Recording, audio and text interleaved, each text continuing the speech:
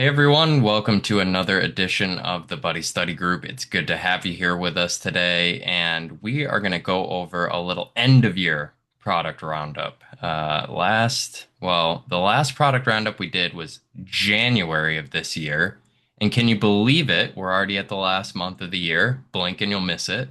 So over the year, we've had, a number of different changes and trends kind of happen or continue within the market. We've seen some new products enter the market. Many of those products are from familiar faces. So it's good to see that those that are in the industry and leading the way are continuing to show some dedication. But I really wanted to take today to kind of sum up what we have seen in the individual market over the last year, go over some of the new players in the market, and do a little bit of looking ahead to 2026. And I'll also just kind of give some thoughts on really what we are, still wanting to bring some attention to in this market. Um, Given that there's really a ton of options out there for us nowadays. We will also do a bit more of I would say, dr drawn out or a bit more robust version of this on our annual market review on Thursday, January 8th. So look out for the details on that. We'll dive into a lot more than just say individual products. We're going to assess the whole long-term care market as a whole, and we'll kind of go over what we predicted from last year, and we'll go over what we predict for next year. So, to dive into it a little bit, what would I say are some of the major trends in product over the last year? I think it's mostly the same trends that were going on in the market last year. I think it is still a move for the most part toward hybrid long-term care. I think the move is not just consumers becoming more aware of, more interested in, or continuing to prefer hybrid long-term care solutions for a number of reasons, but I think carriers also understand that, are also trying to get their piece of the market and are adding more products to the fold there. But I think the number one product for me where we're seeing the biggest growth in interest and demand from not only clients, not only agents, but carriers as well is the annuity space. I think the annuity long-term care space has taken a big step forward this year. I think people are continuing to wake up a little bit more to that idea of the Pension Protection Act and really starting to, in their fact finding, try to find those annuities that aren't earmarked for anything and really get them to work for you in your later years with long-term care benefit. So we saw two major new products enter the market. Before I get right into those, I also want to say that we're seeing again another trend in interest in indexed products. So one of the new products that we saw this year, John Hancock's Life Care, is an indexed hybrid long-term care product that is drawing quite a lot of interest from agents and clients alike. So I think we'll continue to see, and we continue to need to take it upon ourselves to educate ourselves more about indexed UL products, because I think that will continue to be a pretty popular chassis, or indexed annuity products like when Equitrust hit the market a couple of years ago. Um, I think we're going to continue to have to study up and really present those options in earnest to clients because they are certainly in demand. And, if you're working with financial advisors as referral partners, that is part of the reason why we're seeing more index products, because financial advisors know them, understand them, and really easily gravitate toward them. So I think if you're going to start meeting more financial advisors, or if that's a kind of New Year's resolution for you to get plugged in with more financial advisors and wealth managers, got to study up on index products because those are probably the most likely that your financial advisor referral partners will, it's the most likely products for them to know, essentially, without you having educated them, because they're heavily marketed to that crowd. So that's really what I'm seeing. I'm seeing, again, continuing to shift to hybrid, continuing to see, more hybrid products coming out on the market, starting to see more indexed products, and we're starting to see a lot of fuel on the fire for annuity products. So not just new annuity products coming out, but I think One America in this past year has made a huge push with their annuity care product and offering certain concessions for new business for their annuity care product. So um, that's what I'm seeing overall. Just to go through a couple of those new products, we have had study group sessions on both of them.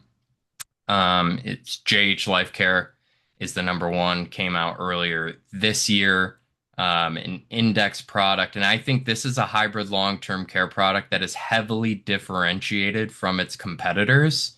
And that gives you a reason to look at it. I think a lot of the hybrid products that have come out on the market recently, or a lot of the kind of incumbent carriers, really want to always be telling the most long-term care forward story, show a 6 year benefit period, um, you know,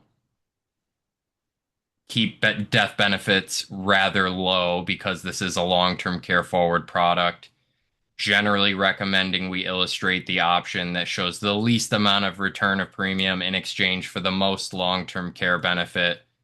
Obviously, those products have their merits. You can see it in uh, the data that these products are popular, they're in demand, and people are selling them. But JH Life Care presents a little bit of a different package. So even though it provides a strong long-term care benefit, this product pays a bit more attention to the death benefit and to the index universal life chassis in general. This product generally tries to push people toward a 4 year benefit period for long-term care as opposed to six. You can look at 2, 4, 6 years, but it's a 2+0 for the 2 years, 2+2 for the 4 years, and a 3+3 for the 6 years instead of a 2+4. So you're actually seeing a good amount more leverage in most cases for the 4 year benefit period, which I thought was interesting about this plan. Single 5, 10, and 15 pay. Choice between indemnity and reimbursement, 50K minimum, all the way up to 500K maximum. And another trend I'm seeing a lot, and this trend is illustrated in the two big new products we saw hit the market this year, full international benefits.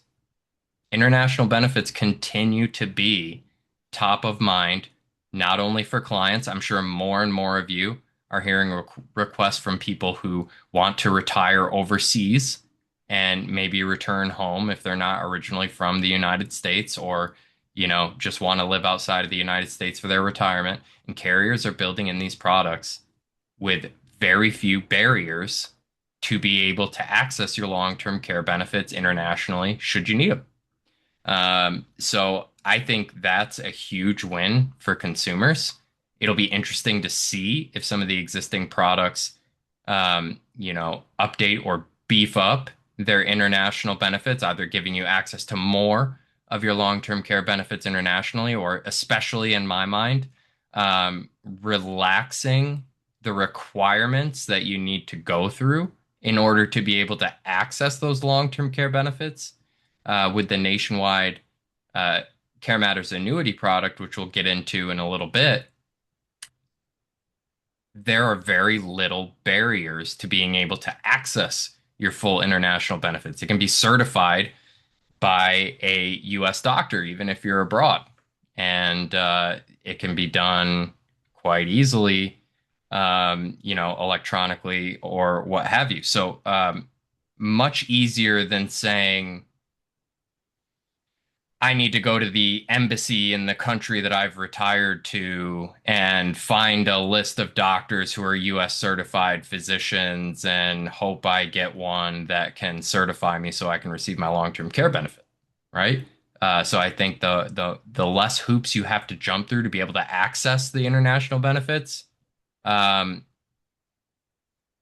the more valuable that international benefit is. And the fact that both of these products have full international benefit is a huge, huge win. So they join the likes of, Bright House in offering full international benefit. Um, JH Life Care calendar day elimination period. Again, a 2, 4, 6 year, 7702B long-term care. Um, when there's a credit on the death benefit, you see that benefit lock provision that allows you to sort of lock in that growth. Let me check the rest of my notes here. So we've got 4 health categories. We've got preferred non-tobacco, standard non-tobacco, select non-tobacco, and standard tobacco. They do look at domestic partners if you've been living together for at least 12 months and same generation family members. So that's nice. More opportunities to be able to access their spousal discount. The Vitality program has been around for a while, exists through this product, and I think a very provocative benefit to be able to strap on to a plan like this, offering benefits for healthy engagement. Definitely doesn't hurt from an underwriting perspective.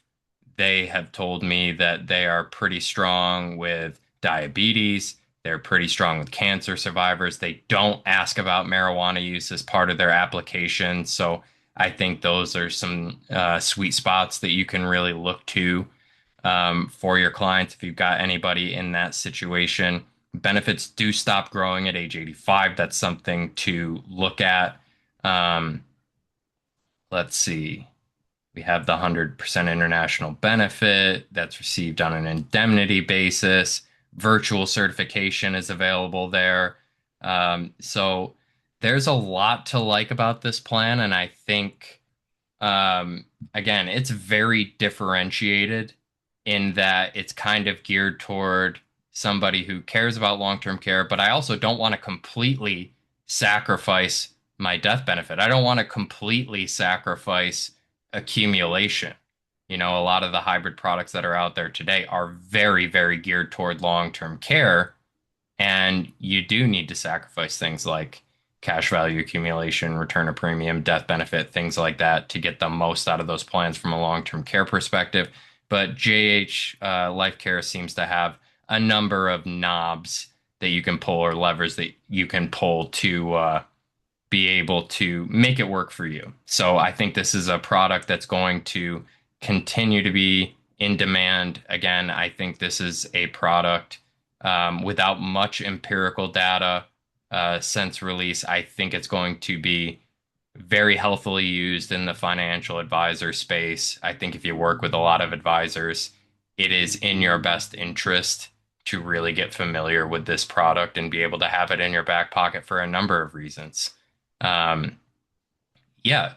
Don't hesitate to ask any questions if you have them. Or I think if you're out there and you have any case studies, I know it's early yet for this product since it's just been released, but if you've written a John Hancock Life Care plan, feel free to share your experience in working with it, either with JH as a carrier, with the application process, or if you had a particular case where the product just fit really well, or there's something that you like about it just reading over some of the materials. Feel free to speak up and let me know if that's the case.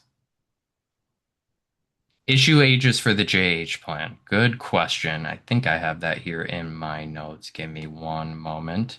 That is ages 30 to 75. So pretty good on the low end. It's got it's got a low issue age minimum, like say asset care, being able to reach folks 30 plus. And 75 is actually pretty generous as well. With hybrid plans, we always kind of got to watch ourselves in case design when we've got folks age of 70 plus, because we can kind of get to a point where the plan's going underwater depending on how we design it. But a really healthy range for issue ages there on that plan. Anybody have an experience with working with life care that they'd want to share before we move on? Or any other questions?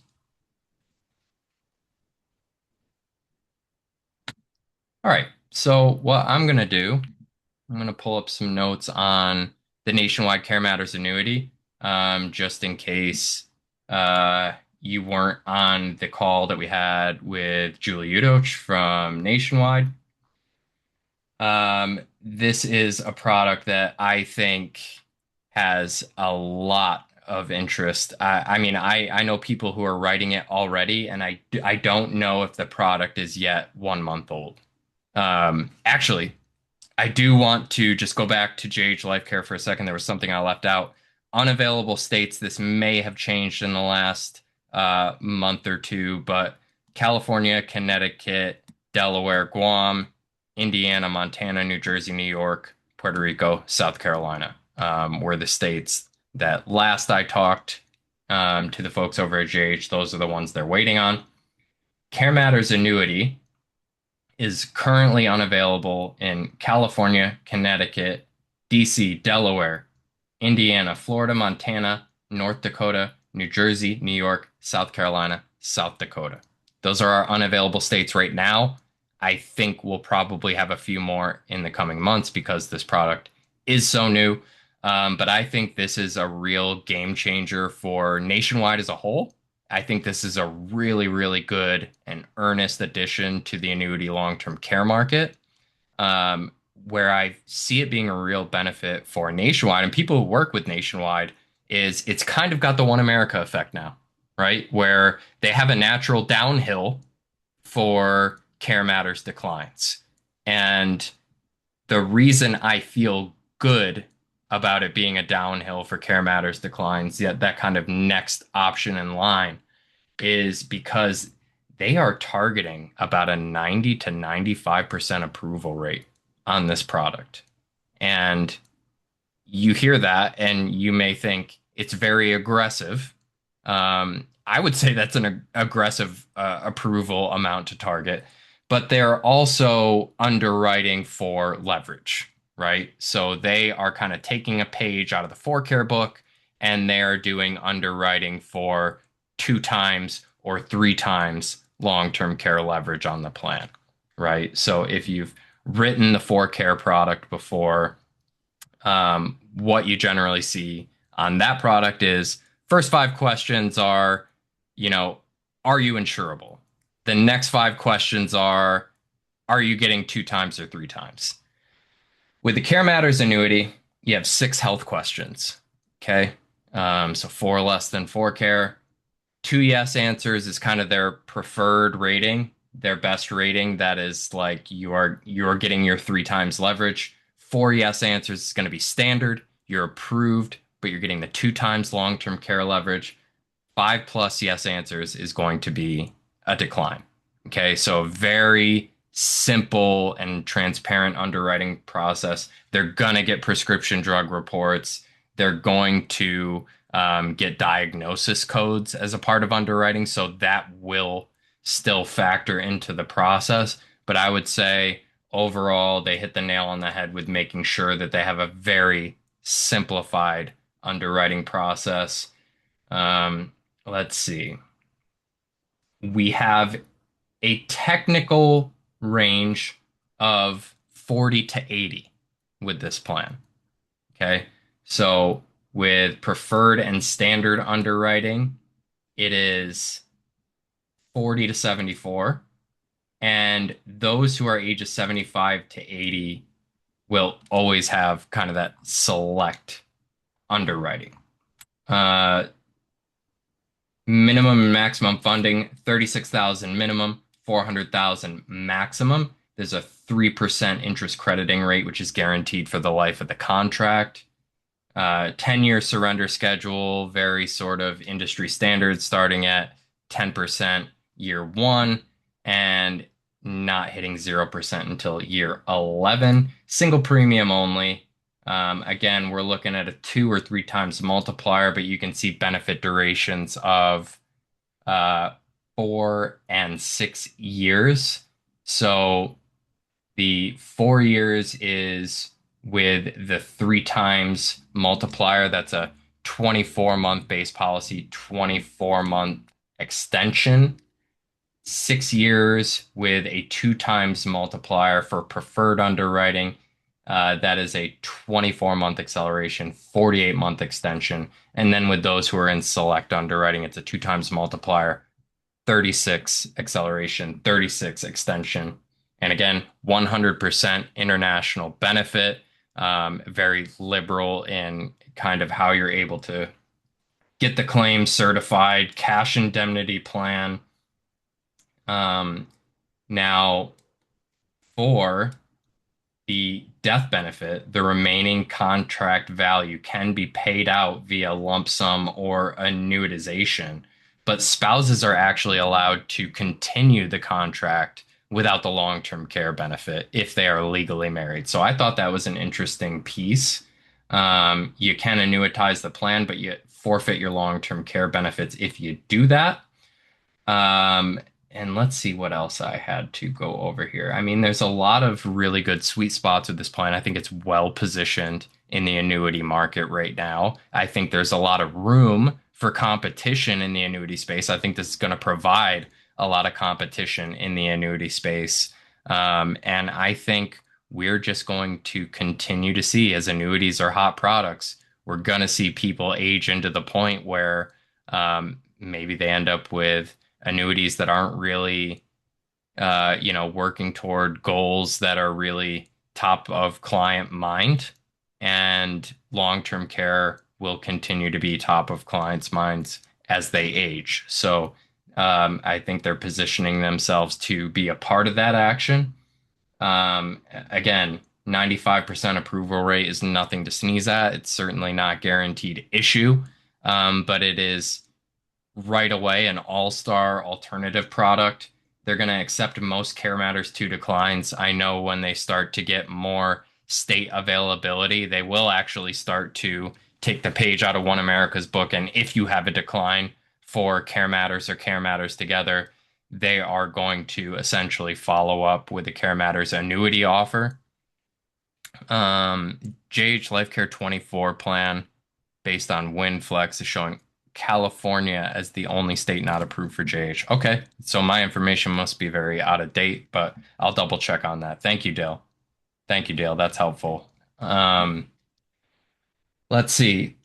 Also on the Care Matters annuity, one thing that I thought was interesting was an upfront separately identifiable premium for riders only.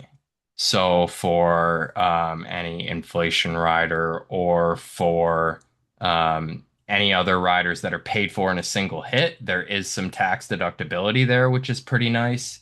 They do have a 5% compound option, which is again paid for in one hit, which can be tax deductible. Julie ran through some sample illustration and case design.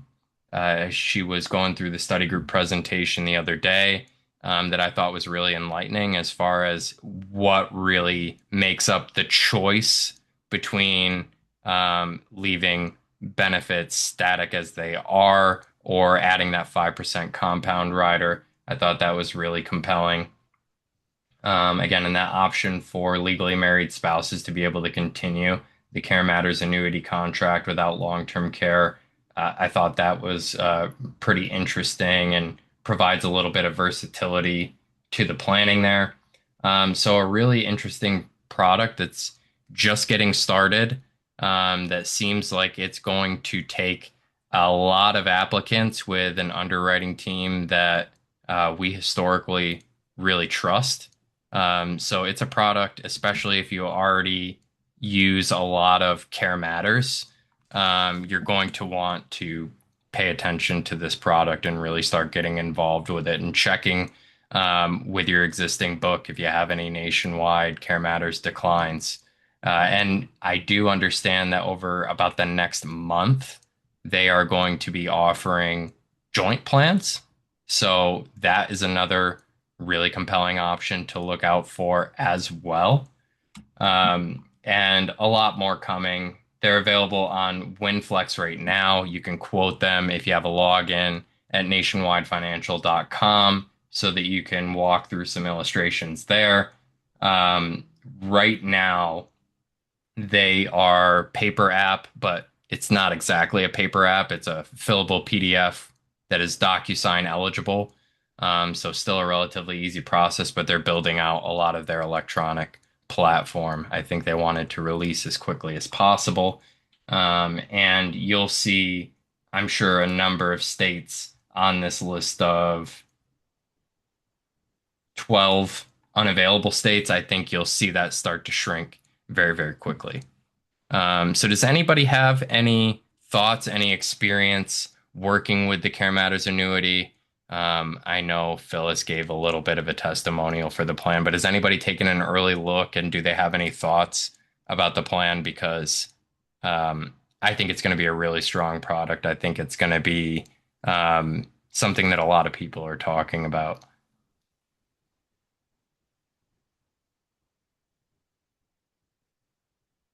It's not a surprise to me because it is a brand new product. But yeah, if you ever come across any thoughts, definitely feel free to let me know. But those two products kind of illustrate the overall trends that have been um, kind of creeping through the individual market year after year. We're still gravitating a lot toward hybrid long-term care. Annuity companies and existing annuity carriers are doing a lot of pushes to their product, like One America with annuity care. I think there's still a lot of room. Julie shared a very interesting pie chart that showed the market shares for annuity long-term care products, and there were only a couple of carriers in that pie chart. And I think other carriers see that pie chart and say, that's a heck of a lot of market share. And if I can build a good enough product, I want to be in there. I think carriers are overall, as a trend, um, trying to diversify their long-term care portfolio or their long-term care exposure by getting into a couple different products. Nationwide is certainly the biggest piece of that, with recently releasing Care Matters Together and this Care Matters annuity, just trying multiple ways to appeal to more clients. Did a couple quotes in Equitrust Illustrated Better. That's pretty compelling. I would love to know, Chris, what ages you were looking at, or what specifically about the cases that you think 76-year-old. Okay. So on the upper levels, that makes sense to me, actually. You're kind of stuck in that select underwriting from 75 to 80, and that's going to keep you in a 3+3 with a two times multiplier. That doesn't surprise me too much. I would be really interested to see how they come in for, say, a 50 to 65 age range, because that's kind of the the I don't know, that's kind of your middle of the road folks. It's not like an edge case necessarily, but it's good to know that if you've got folks on the older side, that Equitrust is illustrating really well, because guaranteed issue underwriting. You'll run some on yourself. Okay, that sounds good. Whether you're shopping or not, I appreciate that. Um, but it's good to know that at the upper ages with guaranteed issue underwriting, we have Equitrust illustrating so favorably. That's actually a good thing in my mind.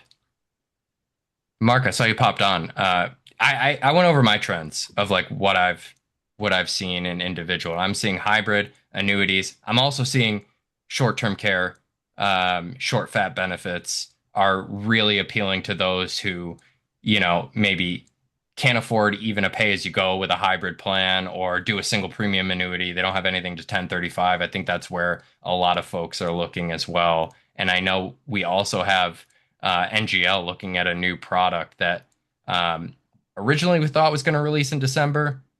Doesn't look like it's going to release this month, but it is coming very soon. Product and rates have been filed and approved for a long time now, and it's just kind of buttoning up a few compact states from what I hear from our folks over there. But what are you kind of noticing?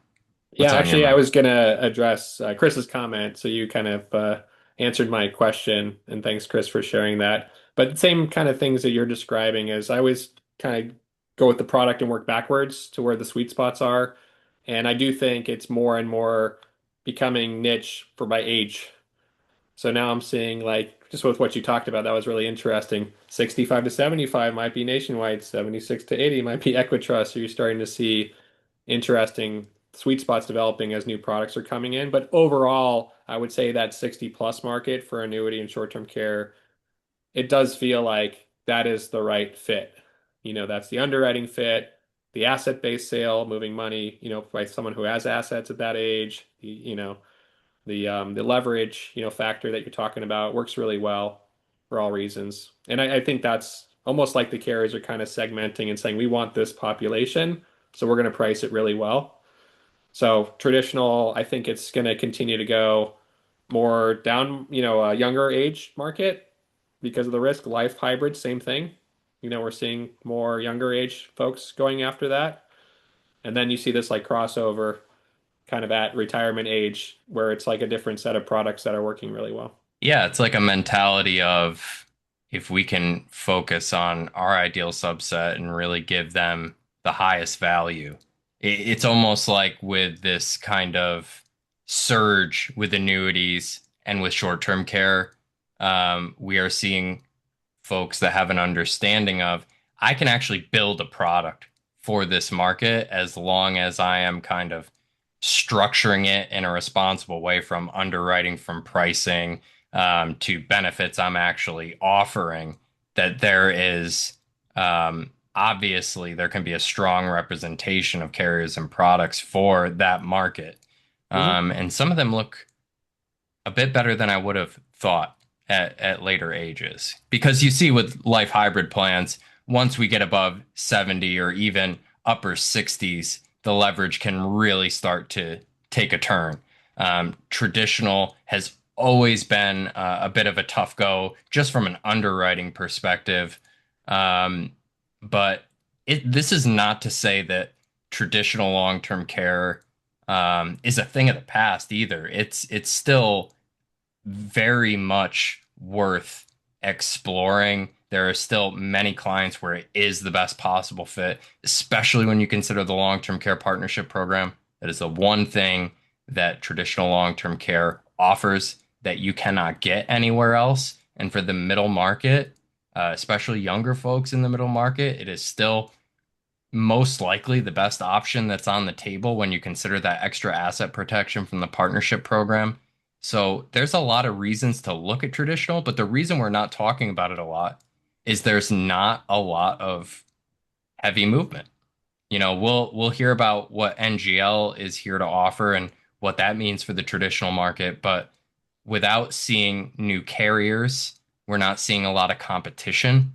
We're not seeing, a lot of incentive to change a whole lot.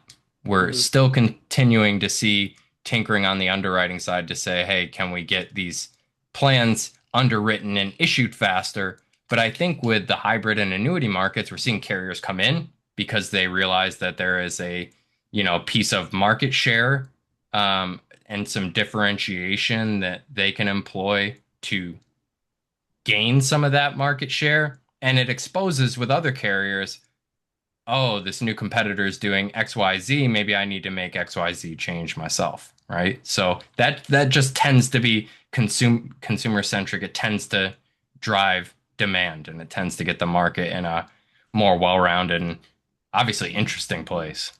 Yeah. I think it also makes like the people on this call, your job's easier to say, okay, I know if I'm getting this type of client or this age client, I should start here. I should focus here. Because you do have a broader, toolkit to choose from here, right? A lot of different types of products. But if you try to explore that whole thing, it's going to be really hard to pick one thing and get the client to focus on it and feel comfortable that they're selecting the right option. So I like the idea of starting with that kind of a narrower aperture focus, and Now that then we have being the ability aware to that do that, right? And yeah, it's not because it's forced. It's because we have more specialized options that we can correct, hone in on, right? correct. I remember, you know, 10 years ago at my brokerage, it was, you get somebody who's age 71 in New York, you're like, oh God, what am I going to do with this? Right. Or you get somebody who's 71 in general, and it's Mhm. like, I can offer you a traditional plan, I can offer you a hybrid plan, or I can offer you, annuity care, maybe annuity care too, right? And it makes you feel so limited for folks in that age, but it's also an area of high demand for long-term care insurance. So it's good that companies have kind of recognized that and have found responsible ways to price valuable coverage that will actually accept them and give them some leverage. Yeah, actually, a couple of other alternatives that come to mind that kind of have filled gaps. It's almost like, okay, we don't have something for this market segment where there's a gap. We had someone on the Facebook group this week ask about an 86-year-old client, very good health actually, couldn't really access the majority of the products that we were talking about. And a couple of people brought up True Freedom, right? For older clients, it really is a nice fit. It's not even price based on age, right? That's right. So, obviously not everyone's going to be comfortable with a non-insurance product, but the fact that that fills a gap, all 50 states, no age limitation, an alternative to a pay-as-you-go, kind of home care solution, that's really appealing. Bankers Life too. I don't know if you covered I Bankers. haven't covered bankers much, but they're part of that, Yeah. short fat benefit revolution that we're starting to see. Yeah, exactly. And you might, they're filed as traditional long-term care. So you might say, well, that's just another traditional long-term care. We actually kind of almost put them in the short-term care category because it's 1 year, 2 year benefits, simplified underwriting, fast approval process. It is doing the same thing as a tool wise as a short-term care product would do. Right. So I think you have to be careful not to put the products too much in a box, but it's still like a tool designed for that market segment. And you Right. have to know what's out there. Obviously, not all the products are easy to access, or in brokerage. But again, we have a lot of specialists in this community that can help you find that solution, which is that right fit for the client that you just can't get elsewhere. Right. I like having that specialized access.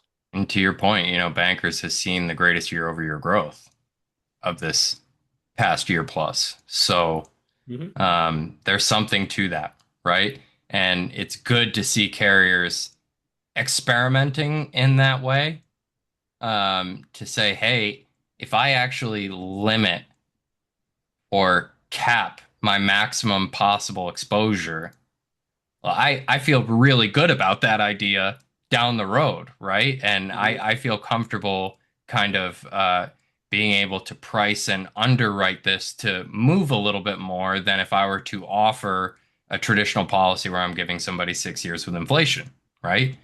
Um, not to say that, um, there aren't warranted reasons for use of both sides of that. But I'm glad that there's experimentation done saying, wow, I can actually limit my overall exposure from the way I build the product, and I can take advantage of some levers that people have constantly said, have driven them away from Yeah. traditionally. No pun Well, that's intended. what drives our industry forward. It's rational for the carriers to want to not be the first mover in an industry that has very long sales cycles and upfront investment, right? They don't want to spend all this time and not have a return on that investment. But now that you have a proven model that's successful, it's easy to point to that and say, why aren't you taking advantage of somebody that's already, been the trailblazer and copy that model? And I think it's important to at least raise awareness that, hey, that product really works. The numbers Right. prove it. We can, kind of vouch for it, validate why it's successful. And, their actuaries are looking at this with the knowledge of what's happened in the past and are trying to do it in a careful way too. So, I think other carriers will copy those models as long as they're aware of it. What I find is that most carriers aren't even aware that that product exists. So we're just trying to let people know, hey, here's a successful model. If you want to build a product, maybe you don't want to do short term here. Maybe you want to file a traditional long term care this way because you have all 50 states, kind of validation of it, your partnership, and you can price it the same way and have the same protections as you would have for short term care. Yep. Group market has worked that way too, where we're seeing a lot of people entering the group market because they're seeing how robust it is, and other carriers are kind of experimenting and seeing success. That now they feel more comfortable that they can jump in and have, sales volume to justify the time that it takes to bring a new product to market. Right. And you know, it's nice when you will receive an objection to one product or another, and then you start to see products rise up that are actually, you know, offering something that would please somebody with that type of objection, right? So bankers and the rise of short-term care plans for folks who are like, well, I'm not concerned about a 6 year long-term care claim or a lifetime long-term care claim.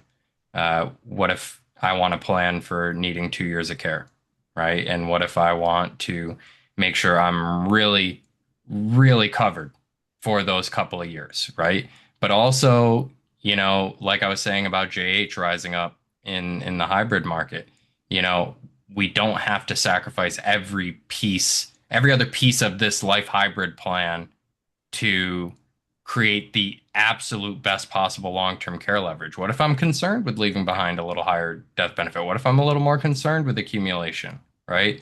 So I hope we continue to see that. I mean, again, I say it every year, but we're getting closer and closer to never having to say, sorry, I don't have an option for you to clients. I don't know if we'll ever get there 100%. Everybody is their own little snowflake shape out there, and there may be clients where there is just not going to be a fit for a long-term care plan, but it is very few and far between nowadays, especially when you compare it to 5, 10 years ago. So it's a good time to be a long-term care specialist. It's a good time to be in this market. And I think when we see a lot of news articles written about long-term care that are a bit pessimistic, I just don't think that they're seeing the same things that we see and experiencing the same things that we experience, kind of having our fingers on the pulse of the market. Of course, there are always critiques you can make of long-term care, but it's so much more than just traditional and hybrid nowadays. So there's really a lot to like. And Mark, I know that you were involved with the building of Essential LTC. I know you're still close to the folks over at NGL. Do you know anything that you can tell us about Honest LTC, which is what I've heard is going to be the new name of NGL's product? Does this mean you were dishonest, by the way? That's No, you're just that's essential not, before. is that really true? Or am I being, I I oh, I received an email from somebody I know very well at NGL, and in the subject line was Honest LTC. okay. All That right. doesn't mean that Mark was dishonest. It just means he was essential. Actually, I don't have a lot of uh, inside information. I know that some of the things they've publicly said from the filing, which you may have already talked about, in terms of product features, really were designed to solve most of the specialists, I'll call it objections to Essential LTC. Having a monthly benefit instead of a daily Calendar day elimination period calendar is elimination something I period. saw as Yeah, well. so just making it more palatable, on some of those nuanced fronts. But yeah, aside from that, I mean, I'm hearing about, potentially having more capabilities in worksite, so Yep. which we love because we have a lot of business owners and small group opportunities where it'd be a great fit, and tax deductibility would be really beneficial when employer funded. So those are the things that I'm really excited to see myself. But I'll be probably along with you guys learning as they release it, I think, this time around. 100%. Oh, actual age as opposed to age nearest is another good one. And it makes me wonder if some of our favorite differentiated benefits with NGL will disappear with this new release. Um, but it's good that we're talking about it before launch because somebody has a very specific reason for gravitating toward NGL. Um, I haven't heard much on what the pricing will look like. I'm hearing rumbles that it's going to end up similar. But if there are some benefits that you have a specific client that is gravitated toward with NGL, probably best to get on your horse and get moving because this thing is very, very close to release, and we'll have the team. We'll have at least Mike, maybe Larry Moore, and maybe we'll see if we can get a hold of Norman to come on the study group as well if there are some significant underwriting changes. You know him, you love him. And we'll get the full story from the horse's mouth as soon as they're ready. We've been kind of chatting back and forth a little bit. Anybody else have anything over kind of the last year? You can take a swing at any trends you've noticed, any of the new products that we're talking about, anything that you think can be a learning experience for us before we look to start to wrap it up. Don't be shy. Actually, The one thing, I'm oh, go ahead. I'm curious about objections. What are you seeing any new objections or anything different that you're hearing from clients regarding products? I have one thing that comes to mind that we've talked about it with some of the specialists in this group is a lot more resistance from financial advisors. So maybe that's not a client objection, but No, definitely that's important. Yeah. it's that stigma Hmm. that's out there. It's that mentality Jason was talking about that they're thinking of long-term care as traditional long-term care or one way about it. That I think they're kind of they're talking from the lens of what they hear. And unfortunately, they're discouraging clients from moving forward because of that, even when it's in their best interest. And obviously, there's some incentive misalignment with AUM and all that type of stuff going on too. But I don't think they're doing it intentionally. It's just because there isn't enough positive press You to, know, we actually we have an article. I will dig it up and I'll post it on the Facebook page from Phyllis on how to talk to your financial advisor. 7 questions. Yeah, that's it. And Romeo said, I've noticed a lot more articles in the Wall Street Journal, Financial Planning Organization, Kiplinger saying long-term care is important. That's always good to hear. Um, had an advisor that told the client to get a long-term care plan that then went over with them and said they could self-insure. Yeah, we're hearing that a lot. We're hearing that more and more and more and more and more every single year. It seems like even for the tippity top long-term care specialist, that's the one thing that can tend to derail cases. Um, so I'll keep doing my yearly study group on self-funding. We'll continue to get Linda on, who works with no less than a billion financial advisors, to talk about how she navigates the conversation. Because I think the one big remedy is feeling confident enough to say, if you're willing, I think we should get your advisor on a call and the three of us together can talk through this. You know, I want to hear where your advisor is coming from, and I want to be able to show them that this is a good deal. And at the end of the day, I understand your financial advisor is kind of your your top relationship when it comes to financial planning, but I think somebody who's doing this every day can show them something that can really help and help you too. I have a story to share too, Jason. We have a minute. Yeah, go for it. So one of our newer team members young guy in his 30s, was working with his financial advisor. Before he started working with us, he actually was getting his own long-term care. Good for him in his 30s doing that. I said, hey, yeah, share the quote with us. We'll kind of take a look just to validate, what his advisor was recommending. It was a good product. It was Care Matters too. Good product. But he was uncomfortable because of the plan design being a very high-end plan, like a $10,000 a month plan with inflation. And so, I don't think he wanted to move forward with that because he just wasn't in that stage of his life career that he felt comfortable with the price point, quite frankly. So I said, well, what about just dialing this down to the minimum, maybe doing 5% inflation instead of 3% because, the leverage really plays well at your age to do that. And I think like even plan design can have a big impact, Gretchen, on whether people move forward or their thoughts about how much long-term care costs. Mhm. We have a lot of people, individual and group, that said, I got presented something and I thought it was really expensive. And sometimes it's like, really? Like, there's ways to make this really inexpensive, like $100 a month, $200 a month. You know what I mean? Like, even though that might be expensive for some people, I think that's not what they're being quoted.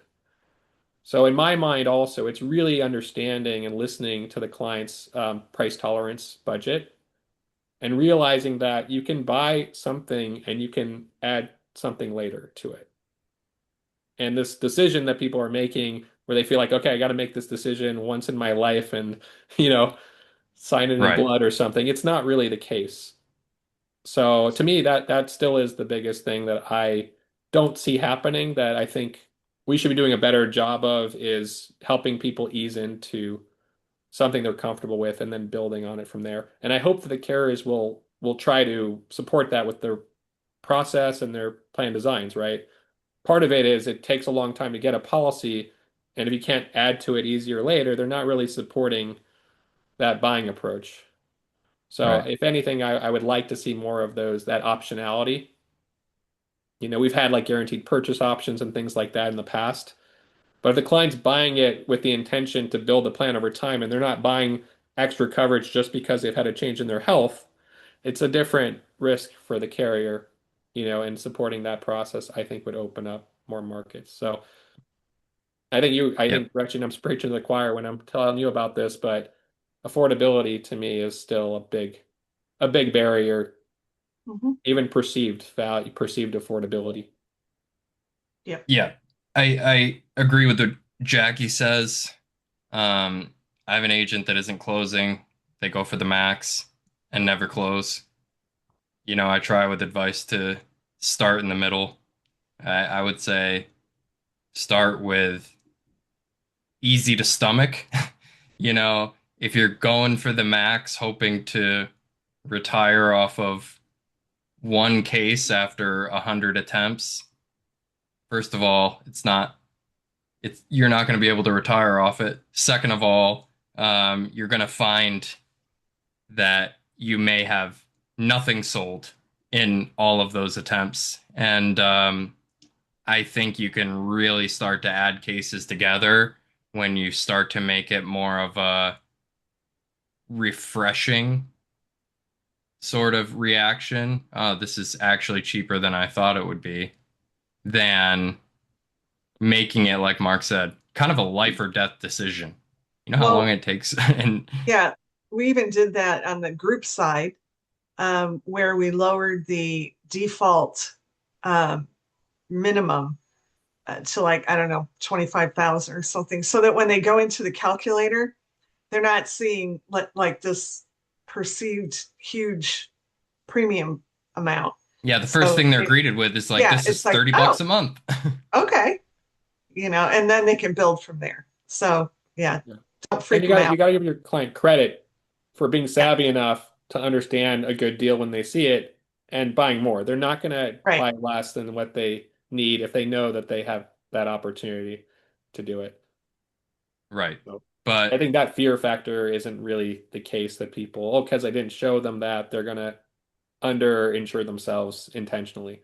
well, first impressions are everything, right? And if the first impression you give is on affordability, and it's not as good of an approach to say, "Oh, I can scale this back. Please just take me back. Just start answering my emails again," right? Like if they get scared enough, they won't come back, and they probably will if they talk to another person about this.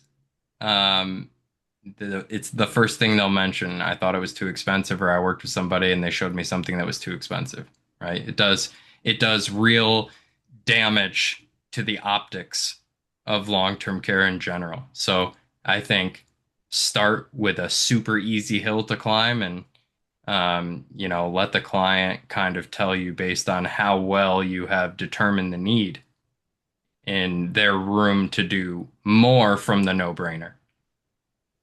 Totally agree. That's about it. That's what I have. Um, Thank you all for being a part of the conversation, sharing your perspective. Market is still heading in a wonderful direction. We are seeing familiar faces adding to their portfolio and their dedication to long-term care and really providing some needed competition and product variance. And that's something we all benefit from. So we'll continue keeping an eye on the market and always bringing the discussions to you. As you can see, it's about 3 minutes till that time of day where a beam of light pierces my eye. So this is how we know we're done with the study group this time of year. Um, Thank you all for being here. Be well. And next week we have Darcy Soltis talking to us about Manhattan Life Omniflex, which I know many folks will have some good questions and be eager to hear from her on that product. So we look forward to it. We'll talk to you soon. Be Familiar well. name, new place. That's right. Exactly. Yeah. Talk to you soon, guys. Have a good one. Bye.